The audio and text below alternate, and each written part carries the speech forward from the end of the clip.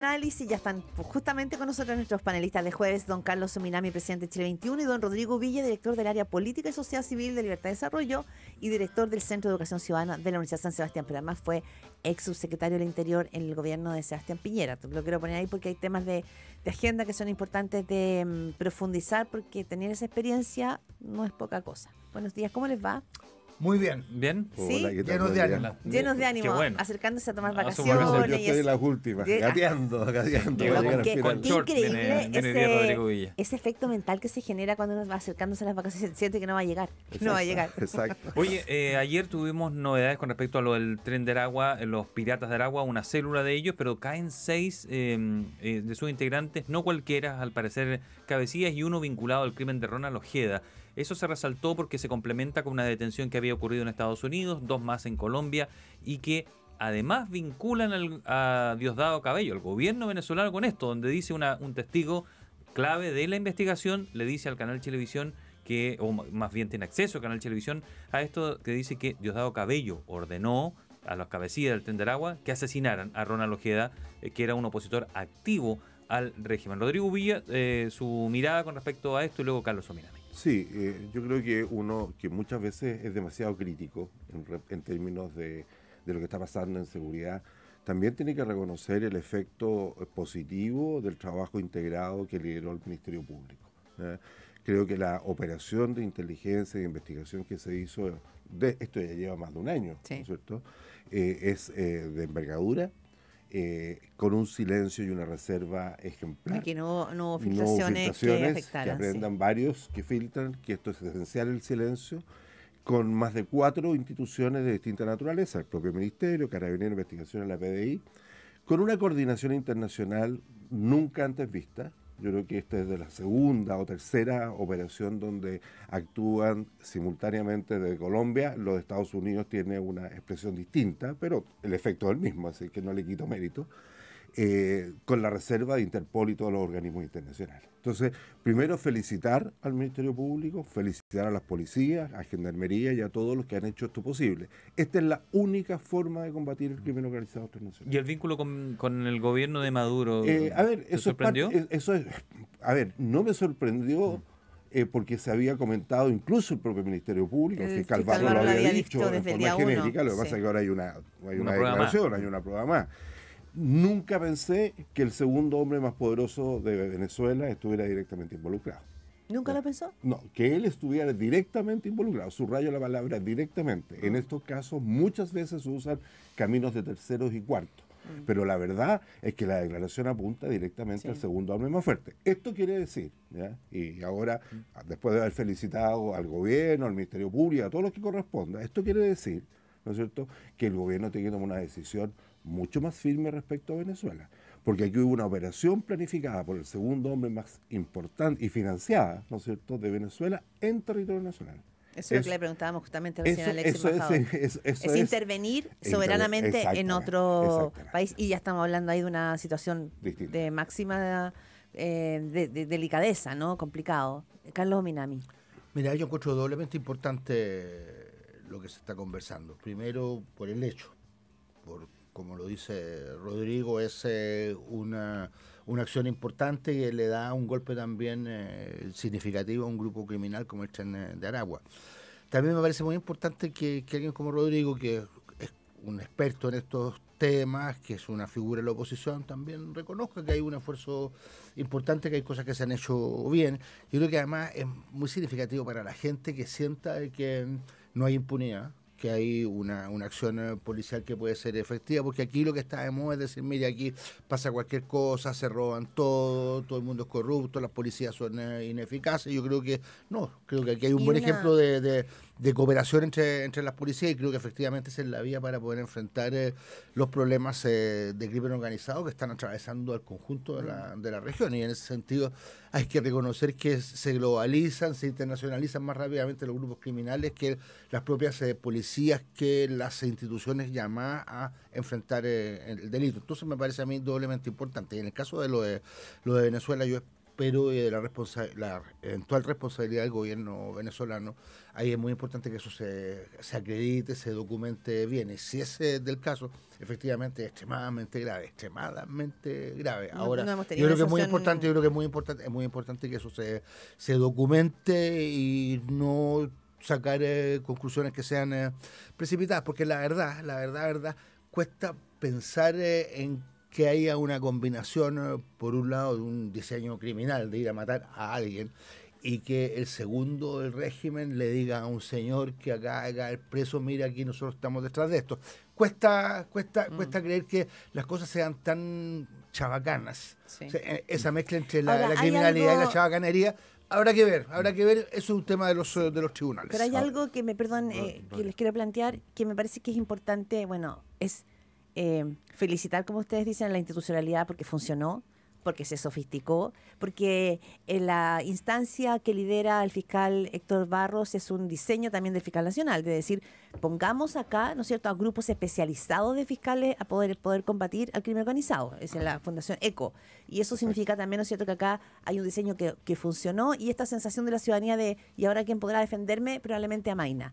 Pero también la pregunta es que si un grupo de venezolanos y colombianos que son de Tenderagua, de esta arista, digamos, llegó a Chile para secuestrar y matar a un exteniente porque era una persona opositora al régimen, quiere decir que sentían que era más fácil entrar al país. Es llegar, entrar al edificio, secuestrarlo, matarlo, enterrarlo en un campamento.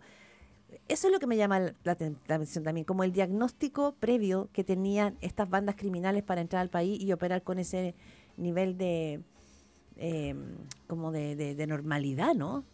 A ver, el crimen organizado transnacional busca oportunidades económicas. Esto tiene un rédito económico para la persona que usó la Que lo pistola y que lo enterró de forma ilegal, etcétera, etcétera, y lo transportó al ciudadano venezolano.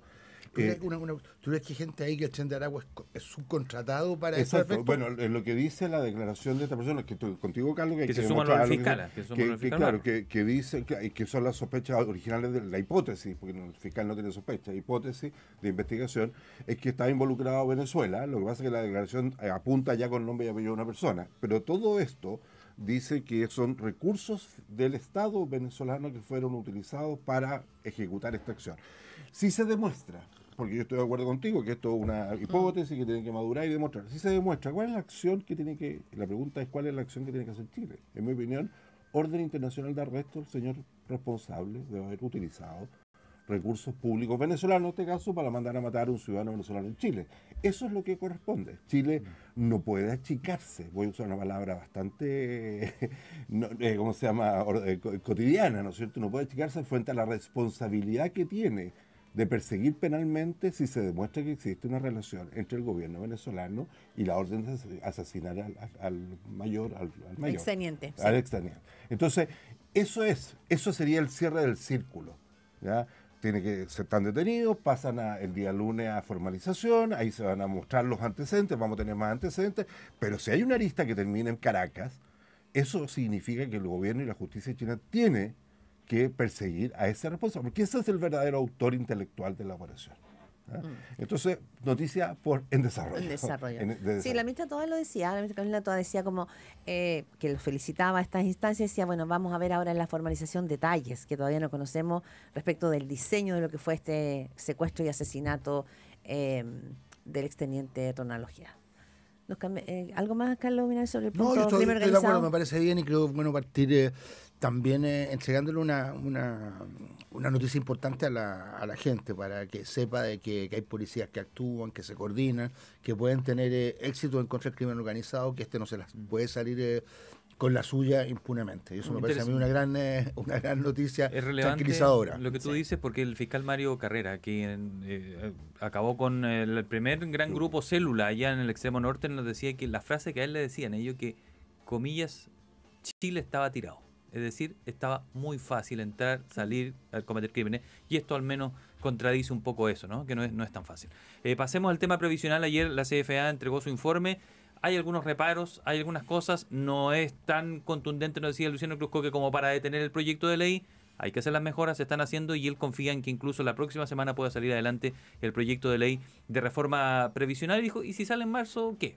Si sale en marzo, sale en marzo, pero que va a salir, va a salir. Él volvió a insistir pese a las disidencias. Carlos Ominami, ¿qué te ha parecido este avance? Y después Rodrigo Yo Villa. estuve mirando, no conozco así al detalle de las observaciones. Son 11 observaciones que hizo el Consejo Fiscal Autónomo. Yo había visto algunas de ellas porque se habían hecho presentes algunas de las aprehensiones que existían al respecto.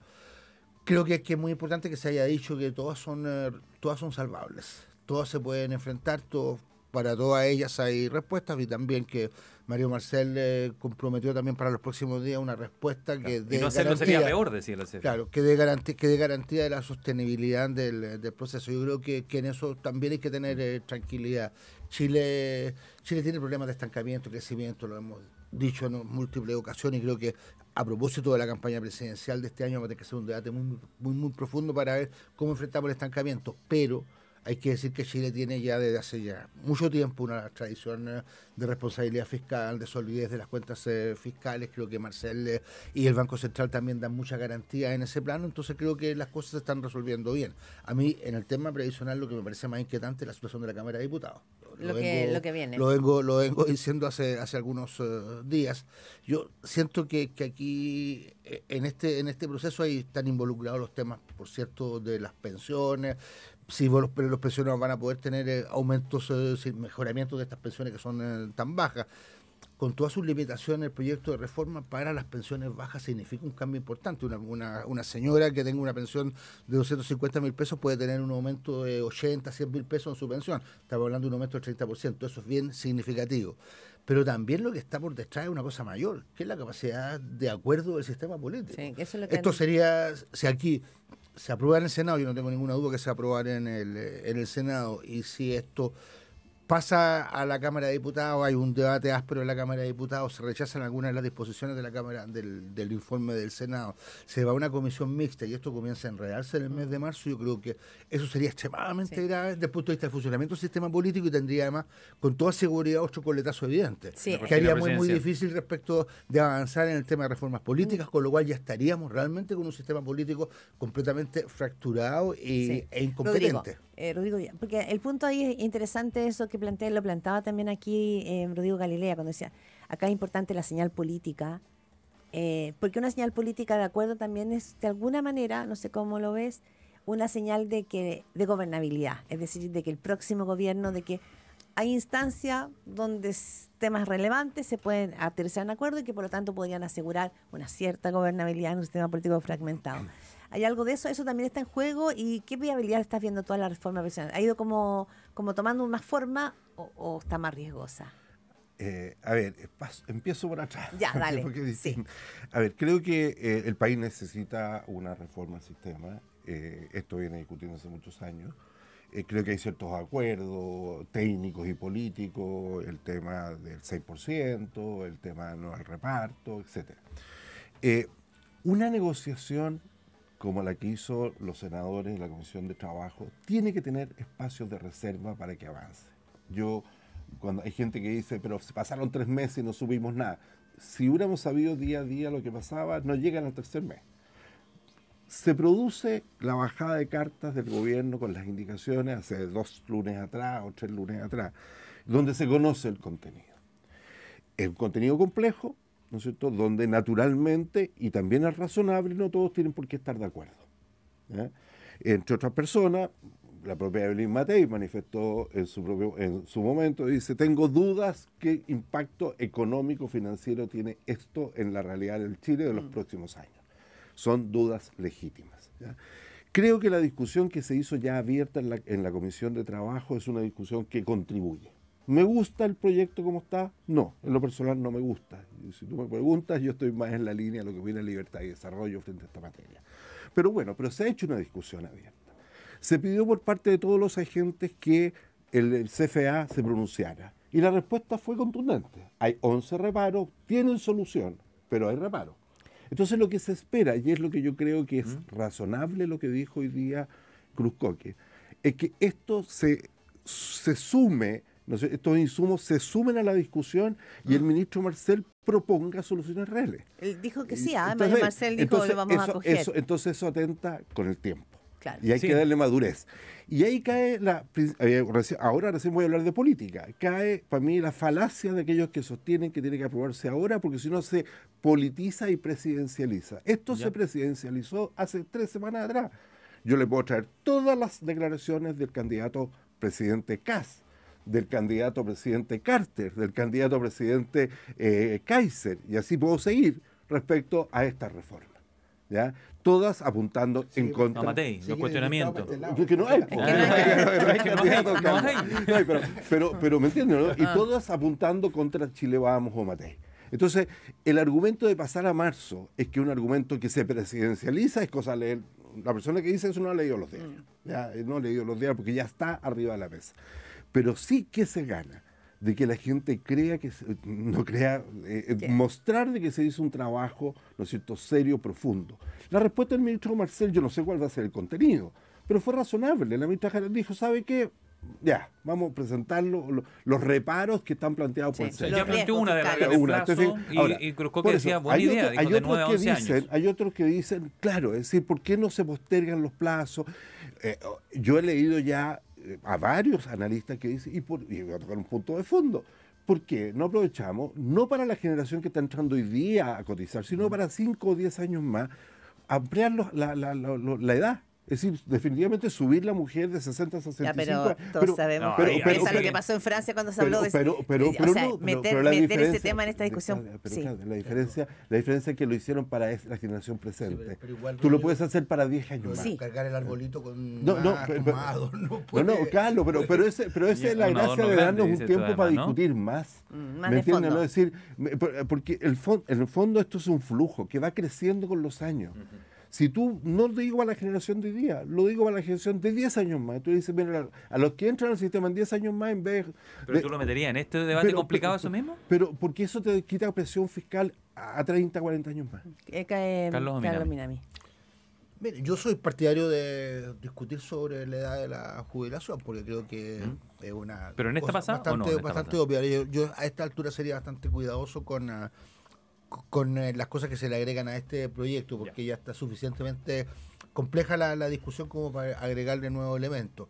Yo creo que en el papel de Rodrigo tiene razón. Sería incluso razonable pensar en aumentar la edad de jubilación de Pero aquí para de aquí a 5 años más o en el plazo que sea, porque eso naturalmente que ayudaría también a disminuir el estrés sobre las finanzas públicas, pero creo que introduciría una discusión que podría ser muy muy difícil la aprobación hoy día. Entonces no sería partidario de ir en esa dirección, y sí insistir en que aquí lo que se está jugando es finalmente lo que dice Claudia, tiene que ver con la gobernabilidad, tiene que ver con que yo creo también que es muy importante que este periodo de elección presidencial se inicie con un acuerdo político que muestre que este ciclo bastante duro que hemos tenido durante el último tiempo de alternancias destructivas pueda partir con algo Claro, distinto. pero Eso creo que sería un inicio auspicioso de campaña presidencial. Carlos, pero Se ríe eso Rodrigo es Villa. como buenas intenciones, yo las comparto, las firmo, ¿dónde firmo el papel? Pero escucho las declaraciones del Frente Amplio y el Partido Comunista que dicen, esto, tranquilo, si aprobamos esto va a ser primer round, viene algo más por delante. Yo la me democracia gustaría, es así, pues, ¿no? pero bueno, pero atenta con lo mismo que estabas preguntando, porque Gerardo, te fijas, tú decimos que si en el fondo ¿Qué? esto, tú dices, esto va a producir una calma, una paz social, una qué sé Sí, yo, etcétera, una señal, y yo te digo, bueno, pero si un parte de los jugadores dice que no, yo voy a jugar nuevamente el mismo partido, te fijas, entonces, ¿cuál es la calma? Es que nos dimos la mano en un momento, levantamos los brazos y después desconocemos la levantada de brazos. Es decir, si tú me dices que los actores políticos van a tomar la decisión de que este tema previsional no se revise en 40 años, porque estas son, a ver, los sistemas previsionales se evalúan en 30, 40 años, si esa es la verdad, no puede estar, ya es otro tema, pero sabemos que no va a ser así. Que no empiecen... Claro, el día de mañana empezamos a modificar, entonces no... Que yo creo que eso es de la esencia de la democracia, Rodrigo, y además, mira, está lleno de discusiones, hay mucha incertidumbre en estas 11 observaciones del Consejo Fiscal Autónomo. debates que se pueden resolver dependiendo si se supone tal cosa o se asume tal supuesto. Entonces todas esas cosas están de por verse y yo creo que los proyectos están y los sistemas están permanentemente en Ahora, hay algo de fondo. Y es lo propio de la democracia que eso sea así. Lo de fondo es que tanto los economistas que estuvieron, o sea, cada vez crece más la voz de economistas que dicen que es importante hacer la reforma ahora. El senador Luciano Cruzcoque, que ha sido bien protagónico en esto, nos decía que además los mercados han reaccionado bien, el IPSA ha subido, es decir, la posibilidad de un acuerdo también permite de alguna manera destrabar situaciones que estaban medias congeladas, no solo a nivel político, sino que también de ir generando señales. Yo estoy de acuerdo, ¿Sí? si yo no estoy en contra del acuerdo, si el tema es que ese acuerdo, cuando hay información, asuma estas realidades. Hoy día una de las incertidumbres es el efecto en el mercado laboral. Asumámoslo. ¿Cómo se puede mitigar? El efecto en las finanzas públicas. ¿Cómo se puede? Si llegamos al 10% del PIB, que es una cifra que está arriba de la mesa, es una hecatombe para los próximos 20 años. Que esté condicionado el 10% del PIB en el sistema previsional. Entonces, no estoy diciendo no hacer nada. El punto es que abordemos. Son 3 o 4 temas que hay que darle certeza. No lo dejemos pasar de largo estas observaciones. ¿Te fijas? Porque este tema, y aquí hay muchos que dicen, no, si conviene aprobarlo, porque así las nuevas autoridades que probablemente son de derecha van a tener resuelto un problema. Depende, porque en una de esas tienen un problema mayor de empleo que el que tenemos hoy día. En una de esas tenemos mayor empleo informal producto de estas medidas. Entonces, el acuerdo sí, eso está bien. Si yo no critico a Rodrigo, Galilea, ni a Coloma, nada, sino que al contrario, lo que queda, la información que ha llegado en este momento, en estos días, ayude a tomar buenas decisiones. Y no tenerle miedo a marzo.